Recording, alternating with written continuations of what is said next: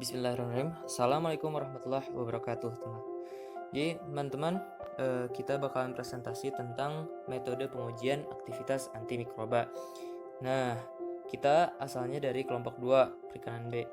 Nah, teman-teman, perkenalkan anggota kami ada Silvana, NPM 48, ada Astrid, NPM 49, ada Safa, NPM 50, Diah, NPM 51, Aija, NPM 52, ada Ismail, NPM 53, ada Gani, NPM 81.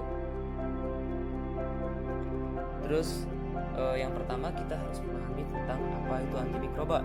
Nah, tapi harus dari sejarahnya dulu dong. Nah, antimikroba ini ditemukan oleh Alexander Fleming.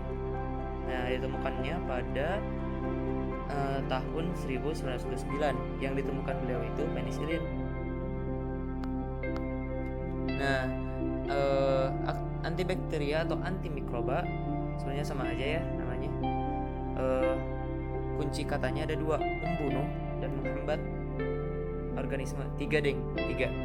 Membunuh, menghambat aktivitas organisme. Itu aja yang perlu teman-teman ingat. Nah, senyawa antimikroba itu terdiri dari beberapa kelompok. Nah, di kelompok ini itu berdasarkan mekanisme daya kerja atau enggak berdasarkan tujuan gunanya. Terus juga bahan antimikroba itu ada banyak, berupa fisik ataupun kimia. Nah, berdasarkan tujuannya, peruntukannya, ada yang disebut disinfektan, antiseptik, sterilizer, sama sanitizer dan sebagainya. Kita jelasin ya satu-satu. Jadi kalau disinfektan itu teman-teman bisa lihat di Jakarta sebelum masuk kantor itu ada semacam tudung atau apalah itu, tudung bening dan sebagainya. Nah, si pegawainya itu disemprotin sama disinfektan. Itu jaga-jaga buat corona ya. Terus antiseptik itu teman-teman harus terluka dulu biar lihat antiseptik. Nah, misalkan teman-teman kena luka jatuh gitu. Nah, dioles sama dibersihinnya sama alkohol 70%, itu antiseptik. Terus sterilizer itu kalau gak salah tuh buat kedokteran. Jadi alat-alatnya itu dibersihkan sama sterilizer biar gak ada mikroba atau bakterinya. Terus sanitizer umum ya teman-teman mungkin udah pada punya nih sanitizer, karena kan kampanye tentang pencegahan COVID-19 itu sangat masif ya, jadi mungkin teman-teman di rumah pada punya sanitizer. Nah, teman-teman, yang bakalan kita bahas berikutnya adalah faktor yang mempengaruhi kerja dari antimikroba. Nah, apa aja tuh faktornya? Yang pertama, konsentrasi atau intensitas antimikroba. Konsentrasi atau intensitas tuh kita analogikan sebagai kopi ya. Kopi kalau misalkan semakin kental bakalan semakin pahit. Nah, istilahnya gitu. Jadi berarti airnya dikit, yang nyampurinnya dikit, berarti kan itu konsentrasinya tinggi gitu. Berarti yang nyampurinnya dikit, konsentrasinya tinggi. Misalkan airnya dikit, berarti kopi bubuknya itu banyak gitu, itu kental kan. Nah, itu konsentrasi tinggi berarti. Nah, apa sih hubungannya kopi sama antimikroba? Kalau misalkan si zat kopinya banyak, berarti kan kental. Kalau misalkan si zat antimikrobanya banyak, berarti bakalan kental. Bakalan membunuh mikrobanya. Oke. Nah, semakin tinggi mikrobanya, semakin tinggi konsentrasi atau intensitasnya, semakin ampuh juga untuk membasmi mikroba. Nah, beda lagi sama jumlah mikroba.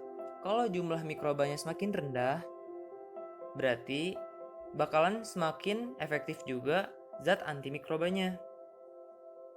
Nah, kalau suhunya tergantung si jenis bakterinya. Kalau ada yang dia susah dibunuh pada saat suhu rendah, ada yang susah saat dibunuh pada saat suhu tinggi. Tapi ada juga yang dia bakalan mati kalau misalkan suhunya itu dinaikkan secara perlahan-lahan tapi sedang-sedang saja gitu.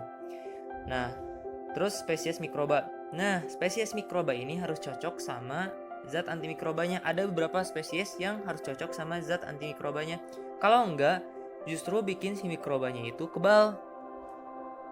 Kalau zat antimikrobanya salah, mikrobanya bakalan jadi kebal. Nah, makanya spesiesnya harus diperhatikan dengan si zat antimikrobanya juga harus diperhatikan. Terus, kalau misalkan ada senyawa organik, zat antimikroba gak bakalan efisien, gak bakalan efektif untuk membunuh mikrobanya. Nah, kalau keasaman dan kebasaan sama kayak suhu. Jadi ada beberapa yang bisa dibunuh asam dengan asam, ada beberapa yang dibunuh dengan kebasaan. Nah,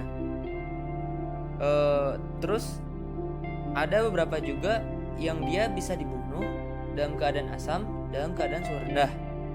Ada beberapa yang bisa dibunuh dalam keadaan suhu tinggi dengan basa yang tinggi juga. Nah, berikutnya sifat antimikroba. Sifat antimikroba ini yang pertama harus menghambat, harus membunuh mikroba. Yang kedua, tidak menyebabkan resistensi, tidak menyebabkan kekebalan terhadap kuman ataupun mikroba. Terus berspektrum luas. Spektrum luas itu berarti daya hambatnya itu luas.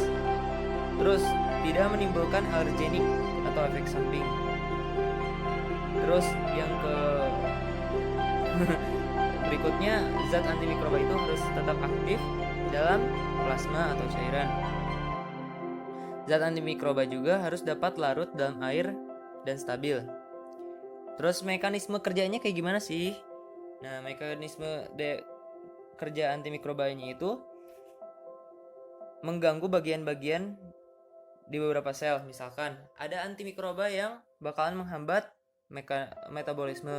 metabolismenya. Ada antimikroba yang menghambat sintesis protein. Berarti dia bakalan keturunannya itu bakalan rusak gitu. Kan sintesis protein itu kalau kita belajar dari mikrobiologi, dia bakalan ngerusak DNA-nya. Antimikroba juga ada yang menghambat sintesis dinding sel. Itu untuk mikroba yang punya dinding sel. Terus ada antimikroba yang menghambat permeabilitas. Jadi penjaga di membran selnya itu rusak. Ini yang ngefilter di membran selnya rusak. Terus ada antimikroba yang merusak asam nukleat, hampir sama sintesis protein dan protein. Berarti dia gak bakalan bisa untuk berkembang biak. Antimikroba juga ada yang mengganggu keutuhan membran sel mikroba, hampir sama permeabilitas. Tapi ini keutuhan, berarti ada beberapa membrannya yang rusak. Nah, berikutnya mekanisme pengujian antimikroba. Ada yang dengan difusi atau silinder. Jadi ini sesuai namanya ya, ada perdebatan juga. Jadi ada yang bilang katanya metode sumuran sama metode difusi itu sama karena disebutnya difusi itu silinder. Ada juga yang bilang ini beda. Nanti kita jelaskan. Terus ada yang metode ekstraksi. Jadi tumbuhan atau apapun zatnya diekstrak untuk mendapatkan zat-zat kayak gini, flavonal, terus tanin dan sebagainya. Terus senyawa jenis apa yang disebut juga antimikroba. Oke teman-teman, sebelumnya kita bedain apa yang membunuh dan apa yang menghambat. Senyawa yang dapat membunuh disebut bakterisida. Senyawa yang dapat menghambat pertumbuhan bakteri, bakteriostatik. Statik itu menghambat, sida itu membunuh. Nah, senyawa yang ada dalam mikroba itu enggak semuanya sih. Jadi ada beberapa yang cuma mengandung flavonoid. Ada di hampir seluruh tumbuhan di dunia. Makanya ada beberapa tumbuhan yang punya kekebalan tersendiri terhadap hama. Terus tanin. Tanin itu yang terhidrolisis ada di berkeping 2, terkondensasi ada di yang tumbuhan yang berkayu. Hidrolisis berarti cair, kalau kondensasi berarti embun. Saponin itu ada di sabun atau karena berbusa ya kan. Terus alkoid berarti sifatnya basa. Terpenoid ada di pigmen carotenoid. Terus santon ada minyak atsiri. Minyak atsiri ini yang paling sering kita dapat di kehidupan sehari-hari, misalkan daun sirih, daun jeruk, terus daun asam. Nah, kita bakal jelasin itu di sini. Tumbuhan yang dapat dimanfaatkan sebagai antimikroba. Nah, ada daun beluntas. Tinggal teman-teman searching gimana bentuknya daun beluntas dan teman-teman bakalan ngeh ternyata daun beluntas ini dapat ditemukan oleh kita setiap hari gitu. Di keseharian kita pasti ada daun beluntas. Terus ada daun lidah buaya, oleifera ya. Nah, ini bisa terhadap bakteri Escherichia coli. Kalau yang tadi ada di Pseudomonas aerogonas dosa. Terus yang berikutnya bahan kunyit, kurkuma. Ada di Escherichia coli, Candida, Staphylococcus aureus.